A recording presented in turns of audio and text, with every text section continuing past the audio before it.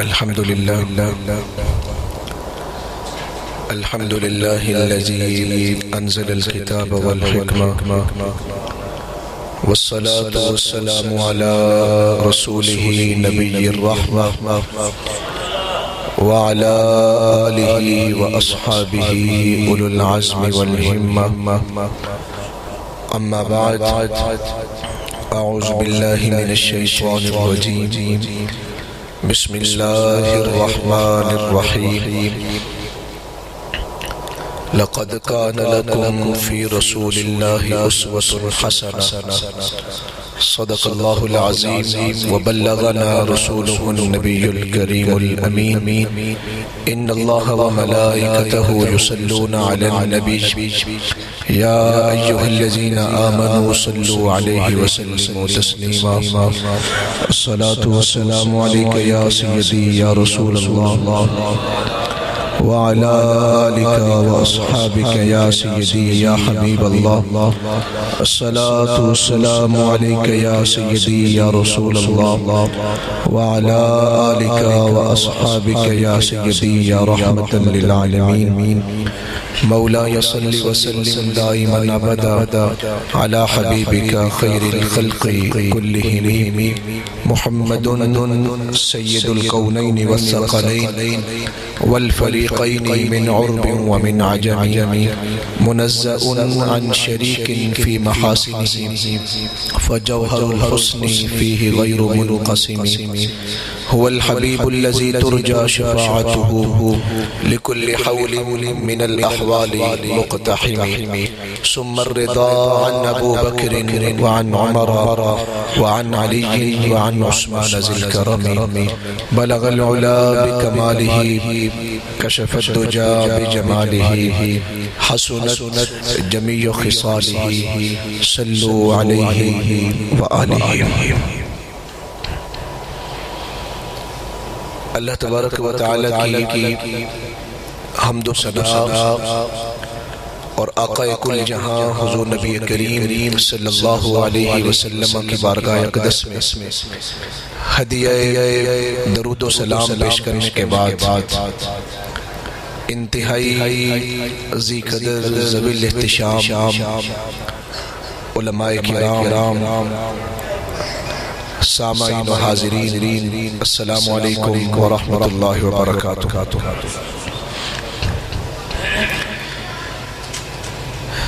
میں اور آپ انتہائی خوش نصیب ہیں کہ اللہ تبارک و تعالی نے ہم سب کو دنیا کی عام اور بری محفلوں سے بچا کے اللہ تعالیٰ کے ہاں جو سب سے پسندیدہ ترین ذکر ہے وہ ذکر محبوب خدا ہے. اللہ تعالیٰ نے ہمیں اپنے محبوب کے ذکر کے لیے اس بابرکت نشست میں بیٹھنے کی توفیق نصیب فرمائی. دعا ہے آج یہاں نازل ہونے والی ساری برکتیں اور ساری رحمتیں اللہ ہم سب کو نصیب فرمائے. میں ابتدا میں بڑی اہم بات آپ سے کرنے لگا ہوں. اگر آپ اس پہلی بات کو ذہن میں رکھ لیں تو صرف ہماری زندگی ہی خوبصورت نہیں ہوگی بلکہ اللہ تعالی ہماری نسلوں کی زندگی بھی اللہ خوبصورت بنا دے گا. اور وہ جو ابتدا میں بات کرنے لگا ہوں وہ یہ کرنے لگا ہوں کہ آپ کی زندگی کا جو سب سے خوبصورت لمحہ ہے وہ یہ لمحہ ہے جس میں میں اور آپ بیٹھے ہوئے ہیں. جو ساعتیں یاد دل بر میں گزری وہی ساعتیں ہیں میری زندگانی.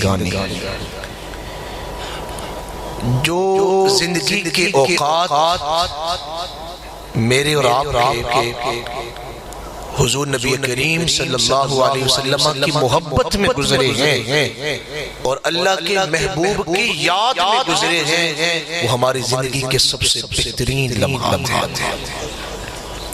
اس کے علاوہ جو ہم زندگی گزار رہے ہیں وہ ہم اپنی زندگی کو ضائع کر رہے ہیں. اور اللہ تعالیٰ نے جتنے لوگ ہم یہاں بیٹھے ہیں ہم سب کو اللہ تعالیٰ نے رزق حلال سے نوازا ہے. اللہ نے ہمیں کسی کا محتاج نہیں بنایا اور سب سے بہترین رزق اور سب سے بہترین پیسہ جو میرا اور آپ کا ہے وہ ہے جو آقا کریم صلی اللہ علیہ وسلم کی عزت اور حضور کی محبت کے لیے خرچ ہوا ہے. اور اگلی بات جو بڑی اہم ہے اس وقت پورے نور کوٹ میں جتنے سکول ہیں جتنے ڈیرے ہیں جتنی حویلیاں ہیں اللہ تعالیٰ کی ہاں کسی حویلی کی کسی ڈیرے کی کسی سکول کی کسی گھر یا مکان کی اللہ تعالیٰ کی کوئی اہمیت نہیں. اللہ تعالیٰ کی ہاں اگر سب سے محبوب ترین جگہ جو ہے وہ والی جگہ ہے جہاں اللہ کے محبوب کا ذکر ہو رہا ہے. اور یہ مولانا عبد الرحمن جامی نے یہ بات کہی ہے. ہمارے ہاں اکثر لوگ در بدر کی ٹھوکریں کھاتے ہیں, پیسے بھی ہم کما رہے ہیں, رزق حلال کی فراوانی ہے, لیکن زندگیوں میں سکون نہیں ہے, زندگیوں میں سکھ نہیں ہے, چین نہیں ہے, دل ہر وقت بے قراری میں ڈوبے ہوئے ہیں, دلوں سے تکلیفیں ختم ہی نہیں ہوتی. میں الحمدللہ پورے پاکستان میں جاتا ہوں, پاکستان سے باہر بھی جاتا ہوں بیانات کے لیے. کئی ایسے ملک ہیں جہاں میں گیا ہوں تبلیغ کرنے کے لیے.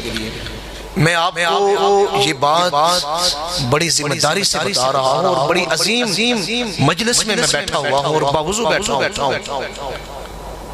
اگر کائنات میں نے کسی دل کو سکھی پایا ہے, سکون والا پایا ہے, تو میں نے وہ دل پایا ہے جس دل میں اللہ کے رسول کی محبت تھی. جو دل آقا کریم صلی اللہ علیہ وسلم کی محبت سے خالی ہے وہ دل سکون سے خالی ہے, وہ دل قرار سے خالی ہے, وہ دل امن سے خالی ہے, دل وہ سکون سے ہے, اس دل میں راحت ہے جس دل میں محبت مصطفیٰ ہے. مولانا عبد الرحمن جامی عظیم عاشق رسول ہے. یہ وہ عظیم ہستی ہیں جن کا میں نے کئی مرتبہ ذکر کیا کہ یہ مدینہ منورہ, ہم بھی مدینہ منورہ جاتے ہیں, لیکن ہماری چھٹی ختم, ہمارا ویزا ختم, ہماری ٹکٹ کی تاریخ ختم, پھر ہمیں واپس آنا پڑتا ہے اور ہم مدینہ منورہ میں آقا کریم کی بارگاہ میں الوداعی سلام بھی عرض کرتے ہیں. مولانا عبد الرحمن جامی کی یہ کیفیت نہیں تھی. جب مکین گنبد خضرا چاہتے مولانا عبد الرحمن جامی حضور کی خدمت میں رہتے. پھر مولانا عبد الرحمن جامی کو حضور کی زیارت نصیب ہوتی اور آقا کریم ارشاد فرماتے کہ اے جامی سلامت روی بخیر آمدی, اے جامی سلامتی کے ساتھ تم واپس چلے جاؤ, پھر خیریت سے اگلے سال دوبارہ آنا. 12 سال مولانا عبد الرحمن جامی نے 12 حج کیے اور ہر حج پہ حضور کا دیدار نصیب ہوا. جن ساتھیوں نے سبحان اللہ کہا ہے, میری دعا ہے کہ آج رات میں حضور کا دیدار نصیب ہو. 12 سال ہر سفر میں جب بھی حاضری دیتے ہیں آقا کریم کا دیدار نصیب ہوتا ہے. اور اگر آپ لفظوں پہ غور کر رہے ہو, میرا آقا کریم ارشاد کیا فرماتے ہیں, سلامت روی بخیر آمدی. یہ جو لفظ ہے مولانا عبد الرحمن جامی کو عربی آتی ہے, لیکن یہ عربی کے لفظ نہیں ہے, یہ فارسی کے لفظ ہے. آپ پڑھے لکھے لوگ بیٹھے ہیں. میرا آقا کریم مولانا جامی سے بات کر رہے ہیں تو فارسی میں بات کر رہے ہیں. عبد الرحمن جامی آپ عربی کے ماہر ہیں, آپ کو عربی کی لغت بھرپور طریقے سے آتی ہے. پھر آقا کریم فارسی میں آپ سے کیوں کہہ رہے ہیں کہ سلامت روی بخیر آمدی؟ تو دلوں کو تھام کے سنے. فرمایا اس لیے کہ امت کو بتایا ہے میں وہ محبوب بن کے آیا ہوں, میں وہ امام الانبیاء ان عظمتوں کے ساتھ آیا ہوں کہ مجھے کوئی جس بولی میں جس زبان میں میں پکارے میں ان کی زبان بھی سمجھتا ہوں، ان کی زبان بھی جانتا ہوں۔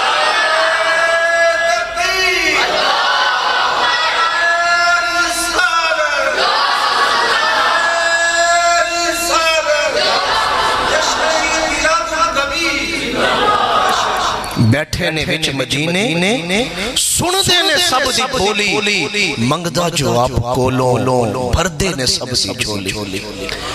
اگر بات کہیں دور نہ نکل رہی ہو اور آپ ان حماق کے ساتھ سن رہے ہو تو میں یہاں ایک لطف اندوز آپ کے سامنے بات کرنے لگا ہوں۔ اللہ تعالیٰ مجھے اور آپ کو مدینہ منورہ لے جائے۔ آپ میں سے کئی لوگ وہاں گئے ہوں گے کہ اللہ تعالیٰ آپ کی زندگی میں وہ لمحات لائے کہ آپ دوبارہ وہاں جائیں۔ اب جب آپ نے وہاں جانا ہے، یہ جو سنہری جالیاں ہیں ان کے درمیان دو ستون ہیں،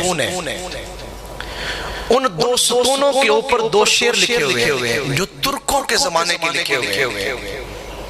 ترکوں نے جب یہ تعمیرات کی تو انہوں نے وہ شعر لکھے تھے، اور امام یحییٰ شرف الدین نووی نے کتاب الاذکار میں بھی وہ شعر لکھے ہیں۔ آپ صرف یہ دو شعر سن لینا تو یہ جو زندگی میں آپ آقا کریم سے محبت کر رہے ہیں اس کا مل پڑ جائے گا۔ وہاں شعر کیا لکھے ہوئے ہیں یہ آپ نے بات یاد رکھنی اور وہاں جا کے اس کو غور بھی کرنا ہے۔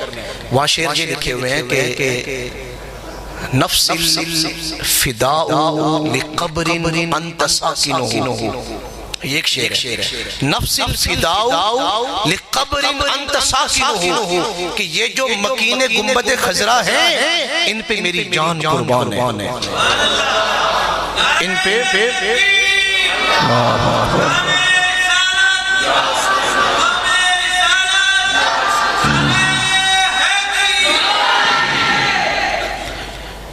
یہ وہاں شعر لکھے ہوئے ہیں کہ اس مکین گنبد خضرا پہ میری جان قربان ہے۔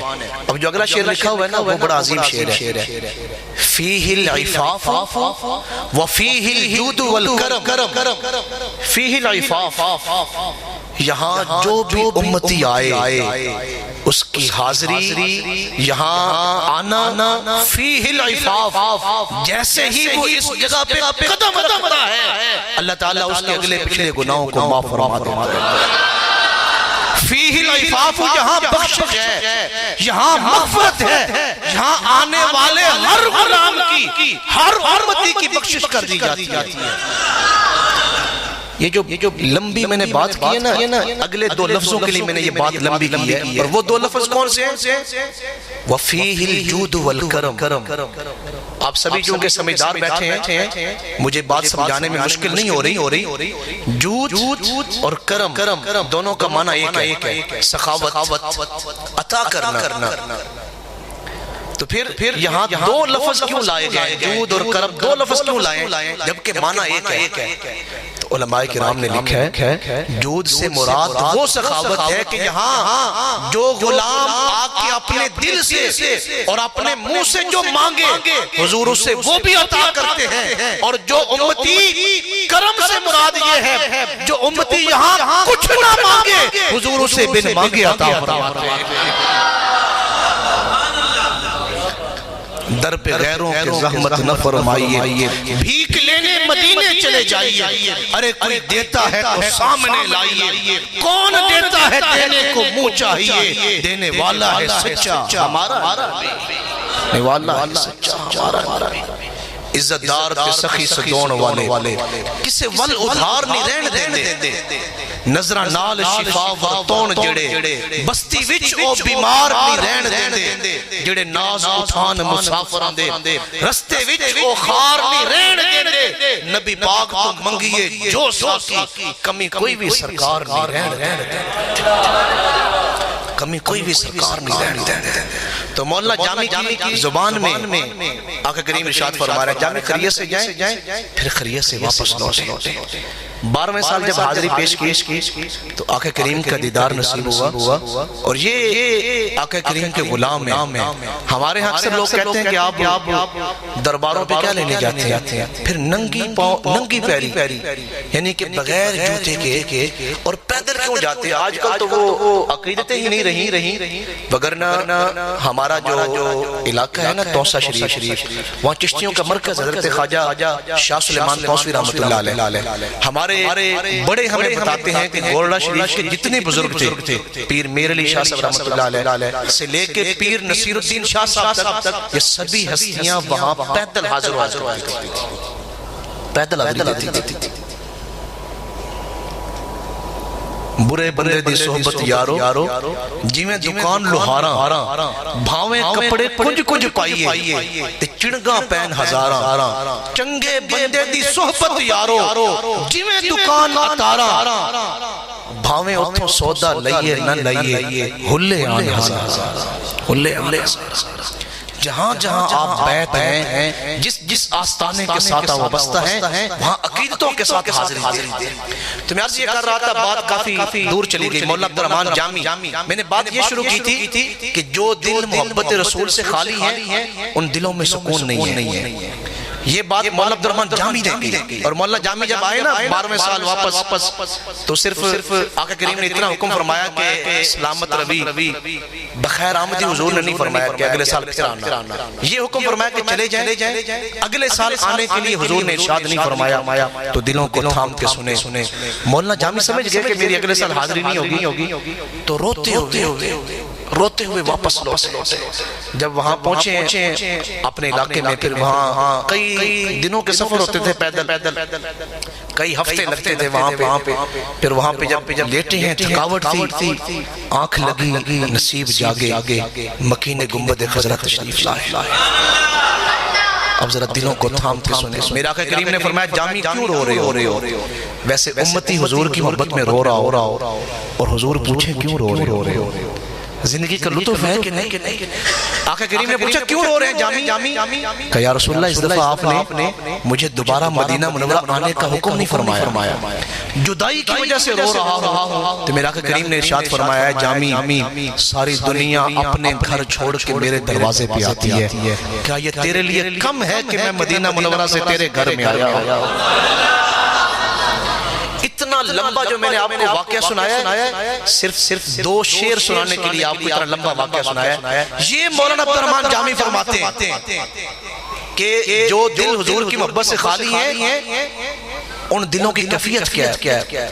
مولانا جامی فرماتے ہیں کہ روشن جہان از جمال محمد، یہ جو تمہیں دنیا میں روشنیاں نظر آ رہی ہیں نا، یہ اعلیٰ کردار، اعلیٰ اخلاق، یہ جو انسانیت، یہ جو محبتیں، یہ جو عقیدتیں، یہ جو تمہیں دنیا میں روشنیاں نظر آ رہی ہیں، یہ حضور کے رخ انور کی خیرات ہے۔ روشن از جمال محمد۔ اگلی بات مولانا جامی نے فرمایا دلم تازہ گشت از وصال محمد، کہا لوگو اللہ کی قسم ہے جب سے میرے دل کو حضور کی محبت حاصل ہوئی ہے، میرے دل سے سارے دکھ ختم ہو گئے، میرے دل سے ساری تکلیفیں ختم ہو گئی۔ وہ دل مردہ دل ہیں جن دلوں میں حضور کی محبت نہیں ہے، وہ دل بے قرار دل ہیں جن دلوں میں حضور کی محبت نہیں ہے، وہ دل بے چین دل ہیں جن دلوں میں حضور کی محبت نہیں ہے۔ اور مولانا جامی نے کمال کر دیا، کہتے ہیں کہ خوشائے مجلس و مسجد و خانقاہ، کائنات میں سب سے بہترین محفل، یہ جو میں نے شروع میں بات کی، کائنات میں سب سے بہترین محفل، جس میں یوں آپ اس نور کوٹ میں چلے جائیں، کئی چوکوں پر آپ کو محفلیں نظر آئیں گی، کوئی چغلی کر رہا ہے، کوئی غیبت کر رہا ہے، کوئی بہتان تراشی کر رہا ہے، کوئی الزام تراشی کر رہا ہے، کوئی گانا سن رہا ہے، مختلف قسم کے گناہوں میں لوگ ڈوبے ہوئے تمہیں ملیں گے۔ لیکن مولانا عبدالرحمن جامی کہتے ہیں کہ خوشائی مجلس و مسجد و خانقاہ، سب سے بہترین محفل، سب سے بہترین مسجد، سب سے بہترین آستانہ وہ ہے کہ دروے بود کیلو کالے محمد، جہاں حضور کی محبت کی بات ہو رہی ہے، جہاں حضور کی عزت کی بات ہو رہی ہے۔ یہ جو جس محفل میں میں اور آپ بیٹھے ہوئے ہیں، یہ سب سے بہترین محفل میں بیٹھے ہوئے۔ میں لمبی چوڑی گفتگو نہیں کر رہا، آپ جانتے ہیں ہمارا یہ ماہانہ پروگرام جو ہے وہ جہاں قریب مسجد میں ہوتا ہے گلزار مدینہ میں، انشاءاللہ آئندہ بھی جاری رہے گا۔ یہ مختصر محفل ہوتی ہے، آج کچھ جو ہے وہ محفل لیٹ ہو گئی ہے، حالانکہ ہمارا ذہن تھا کہ ہم 9 بجے تک اس کو وینڈ اپ کر دیں گے۔ انتہائی اختصار کے ساتھ جو باتیں میں آپ سے کرنے لگا ہوں، کیونکہ یہ ربیع الاول شریف کا پورا مہینہ آپ نے علماء کرام کی تقریریں سنی ہوں گی، آپ محافل میں جلوسوں میں شریک ہوئے ہوں گے، تو میں جس پہلو کی ضرورت ہے ہمارے معاشرے کو، میں اس پہلو پہ گفتگو کر رہا ہوں، اور وہ پہلو ہے اخلاق مصطفیٰ صلی اللہ علیہ وسلم۔ ہماری زندگیوں میں نمازیں ضرور ہیں، ہماری زندگیوں میں حج اور عمرے ضرور ہیں، ہماری زندگیوں میں صدقات و خیرات ضرور ہیں، ہماری زندگیوں میں ذکر و اذکار ضرور ہیں، لیکن ہماری زندگیوں میں اعلیٰ اخلاق نہیں ہیں۔ حضرت سیدنا ابو ہریرہ رضی اللہ تعالیٰ عنہ فرماتے ہیں کہ آقا کریم نے ارشاد فرمایا تم لوگوں کے دلوں کو کثرت مال سے نہیں جیت سکتے، اگر تم لوگوں کے دلوں میں محبت پیدا کرنا چاہتے ہو تو پھر اعلیٰ اخلاق لے۔ جس دن آپ اعلیٰ اخلاق والے بن جائیں گے، اس دن آپ لوگوں کے دلوں کے حکمرانی کریں گے۔ میرے آقا کریم صلی اللہ علیہ وسلم جب بھی حضور اپنی مبارک صورت دیکھتے ہیں شیشے میں، شیشہ حضور اٹھاتے تو آپ کبھی وہ نماز کی کاپی میں وہ دعا پڑھ کے دیکھیں حضور دعا کیا مانگتے ہیں۔ یہ امت کو بتایا حضور نے، حالانکہ وَإِنَّكَ لَعَلَىٰ خُلُقٍ عَظِيمٍ، اخلاق ایک سواری ہے، حضور تو اس کے اوپر سوار ہے۔ حضور صرف اخلاق والے نہیں، حضور تو اخلاق کی سواری پہ سوار ہے، اتنے اعلیٰ اخلاق ہیں ہمارے آقا کریم کے۔ یہ یورپ کا ایک سکالر ہے، J.W. ڈریپر اس کا نام ہے، اور اس کی یہ کتاب یورپ کی 70 سال تک وہاں کی یونیورسٹیوں میں پڑھائی جاتی رہی ہے، کچھ عرصے سے اس کو نصاب سے ختم کیا۔ تو J.W. ڈریپر نے بھی لکھا ہے کہ میں جتنا محمد عربی کے اخلاق سے متاثر ہوا ہوں، میں کائنات میں کسی اور کے کردار یا اخلاق سے متاثر نہیں ہوں۔ حضور اتنے اعلیٰ اخلاق لے کے، لیکن میرا آقا کریم جب آئینہ دیکھتے نا، حضور شیشہ دیکھتے تو اس وقت حضور ایک دعا فرماتے ہیں، اور وہ دعا میں اردو میں آپ کو بتا رہا ہوں تاکہ آپ کو یہ مفہوم یاد رہے کہ ہم نے ایسا کرنا ہے۔ میرا آقا کریم دعا کیا فرماتے ہیں؟ یا اللہ جتنا حسین بدن اور جتنا حسین چہرہ آپ نے مجھے عطا فرمایا، میرے اخلاق کو بھی اتنا حسین بنا دے، میرے اخلاق کو بھی اتنا حسین بنا دے۔ ہم نے زندگی میں بڑی ساری نیکیاں کی، لیکن ہمارے معاشرے میں جس چیز کی کمی ہے وہ ہمارے اخلاق ہے کہ ہم اخلاق سے بہت پیچھے ہیں۔ ہمارے ہاں کیا چلتا ہے؟ کوئی ساڑی عزت کرے گا تو اسی وہ عزت کران گے، کوئی سانو جی آکھے گا تو اسی وہ جی آکھا گے، کوئی ساڑے واسطے کھڑا ہوئے گا تو اسی واسطے کھڑے ہوں گے۔ تو یہ اخلاق ہے، یہ تو آپ سودا بازی کر رہے ہیں۔ اخلاق کیا ہے؟ کوئی آپ کو تکلیف دے آپ اس کو سکون دیں، کوئی آپ کو گالی دے آپ اس کو دعا دیں، کوئی آپ کے لیے برا سوچے آپ اس کے لیے اچھا سوچے، کوئی آپ کی عزت کو اچھالنا چاہے آپ اس کی عزت کو بڑھانا چاہے۔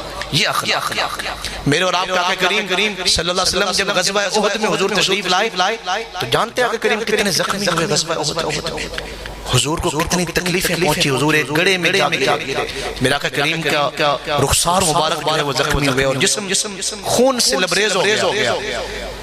شکست تو یہ غزوہ احد میں کافروں کو، لیکن مسلمانوں کا کافی نقصان ہوا۔ میرے اور آپ کے آقا کریم صلی اللہ علیہ وسلم نے اس میدان احد میں بڑی تکلیف اٹھائی، جب وہ کافروں کو شکست ہوئی نا تو میرا آقا کریم نے دعا کے لیے ہاتھ اٹھائے اور حضور نے دعا کیا مانگی؟ ساری حدیث کی کتابیں پڑھ کے دیکھے اور سیرت کی کتابیں پڑھ کے دیکھے، جنہوں نے میرا آقا کریم کو برا بنا کہا، جھوٹا کہا، گالیاں دی، حضور کے قتل کے منصوبے بنائے اور حضور کو قتل کرنے کے لیے میدان میں آئے، جنہوں نے میرا آقا کریم کے راستے میں گڑھے کھودے، جنہوں نے میرا آقا کریم کی بیٹیوں کو طلاقیں دی، حضور کے جسم عطر پہ اوجڑیاں پھینکی، ان کو شکست ہوئی، میرا آقا کریم نے دعا کیا فرمائی، اللہم اہد قومی فإنہم لا یعلمون، یا اللہ ان کو ہدایت دے، یہ میرے مقام کو نہیں سمجھتے، ان کو ہدایت دے۔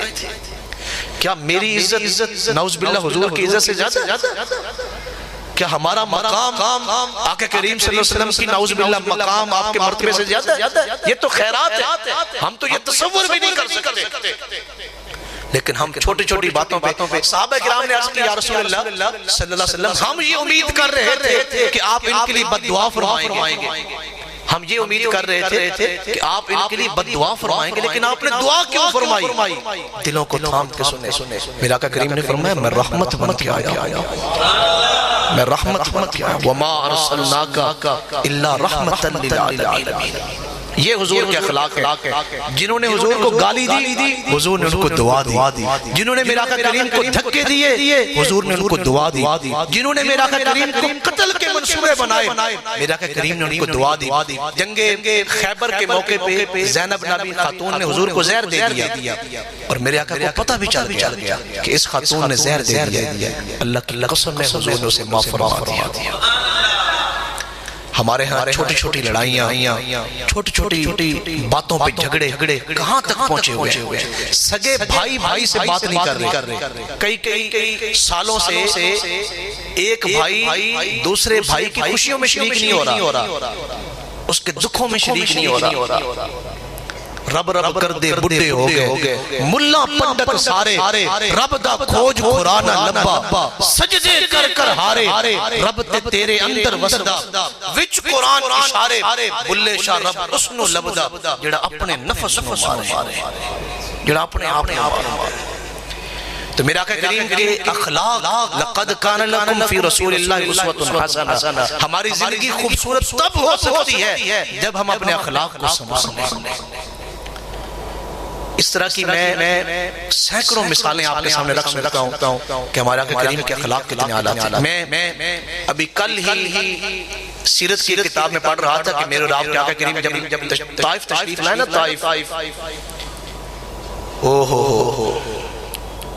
ہر قدم پر میرے اور آپ کے آقا کریم کو پتھر مارے گئے، ہر قدم پر حضور غلام کے ساتھ ہے اور حضور وجہ کہلاتے ہیں، وجہ تخلیق کہلاتے ہیں، مقصود کہلاتے ہیں، محبوب خدا ہے۔ ہر قدم پہ حضور کو پتھر مارے، وہاں نوجوانوں کی ڈیوٹی لگا دی گئی، وہ حضور کو پتھر مارے اور صرف پتھر نہیں مارے، انہوں نے حضور کے قریب کھڑے ہو کے جیسے ہمارے ہاں بچے بعض دفعہ شور ڈالنا ہو تو وہ چیختے ہیں، چلاتے ہیں، حضور کے سامنے چیختے ہیں اور چلاتے ہیں اور حضور کو نعوذ باللہ گالیاں دے رہے ہیں اور مارتے جا رہے ہیں۔ کئی مرتبہ حضور گرے ہیں اور پھر حضور وہاں سے آقا کریم سے اٹھا ہی نہیں گیا، لیکن کوئی دنیا میں کسی مورخ کی کتاب لے کے آئیں، کوئی سیرت کی کتاب یا کوئی حدیث کی کتاب اٹھا کے لائیں، میرا آقا کریم نے ان کے لیے بد دعا نہیں فرمائی، میرا آقا کریم نے ان کے لیے دعا فرمائی۔ حضور نے یہ میرا آقا کریم کے اعلیٰ اخلاق تھے، حضور نے کبھی کسی کو برائی کا بدلہ اس کی برائی سے نہیں دیا، ہمیشہ حضور نے برائی کا بدلہ اچھائی سے دیا۔ ہم جب یہ جھنڈیاں لگاتے ہیں نا، اس سے بھی حضور خوش ہوتے ہیں، لائٹیں لگاتے ہیں یہ حضور کی محبت میں کرتے ہیں، یہ بھی حضور خوش ہوتے ہیں۔ یہ ساری چیزیں آقا کریم کی محبت میں ہم کرتے ہیں۔ آج کتنے لوگ یہاں بیٹھ کے ارادہ کرتے ہیں کہ ہم حضور کی محبت میں کسی کا دل نہیں دکھائیں گے، آج کے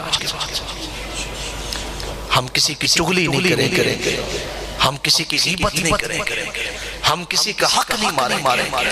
ہمارے نوجوان بچے اور ہمارے بڑے جو افراد ہیں آپ کبھی مسجدوں میں چلے جائیں تو آپ ان سے داستانیں سنیں، وہ کہیں گے جی میں نے اتنے حج کیے ہوئے ہیں، میں نے اتنے عمرے کیے ہوئے ہیں، میں تو جی کئی سالوں سے اذانیں دے رہا ہوں، میں کئی سالوں سے تہجد گزار ہوں، میں کئی سالوں سے روزانہ قرآن مجید کے اتنے سپارے پڑھتا ہوں۔ لیکن جب آپ ان کی ہسٹری دیکھیں، ان کی ہسٹری میں وہ لوگوں کو تکلیفیں دے رہے ہیں، چغلیاں کر رہے ہیں، غیبتیں کر رہے ہیں، لوگوں کے دل دکھا رہے ہیں۔